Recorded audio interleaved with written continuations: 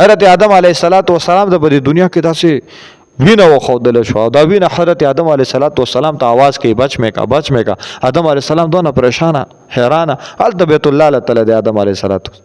السلام چې راله آدم علیه السلام وکتل حابیل نشته دی.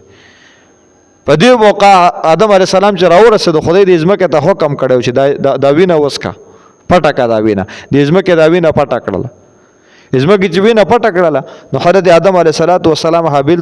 قابیل نه تپوس وکړو حابیل چې شو ما ته پته نشته دی وی تا قتل کړی دی وی کما قتل کړی وینه چرته ده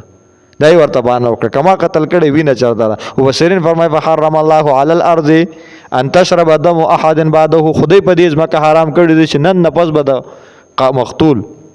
چې قاتل قتل کې وینه به پټای نه خلکو ته بخای. اوس چې نن سبا یو سړی قتل چې وینه پرته ښه سو ورځې دا وینه پر ځمکه نه پټای چې سو ټولي دنیا ته واضح کړي نه چې دلته ما قتل شوی دا وینه د ځمکه نه پټای دا هغه نه پس الله بند کړي. نو الله فرمایي فتوات له نفسه فقتله فاصبح نو دې شو من الخاسرین د کمی کوونکو نه. فبعث الله غرابا وسوسره د لاش د سپغې کې نیولې ګرځي یا په شاکړه ځان سره ګرځي. مفسرین کله یو ځی ته خدای صبر زره وکم قتل خو مې کو ځکه کله چې قتل چې بیا ورسته سړی رحمیږي ښه او بیا رور چې رور قتل کی هغه وای چې خدای دا مې سو وکړل چې دا ګناه رانه نه وي شوی رور چې رور قتل کی بیا ورسته رحم راځي بیا په دشمنوم د سړی رحم راځي چې کله قتل شي خو په عین موقع رحم نه راځي. نو دی وجه د اوس ګرځي چې صبر سره وکم نو چل والا نه راته الله ولې غلو غرابن یو قارغه يبحث فی الارض چې درا کنيستل د ازمکه لیریو چې چل ورته وخی کوي په یواري سوا تا اخی سرنګ به پټي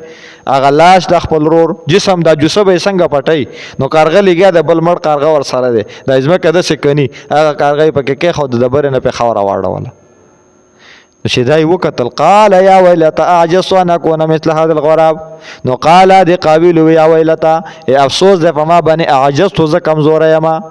اعجزت جزا عجز یم ان اكون جزا شم مثل هذا الغراب پشان د قارغه د قارغه هم د مانه خده په دی خو پویږي کنه دا خدای ورته د عجز خوله ځکه تکبر د وجنه لوی د وجنه د شکارونه کیږي الله جل جلاله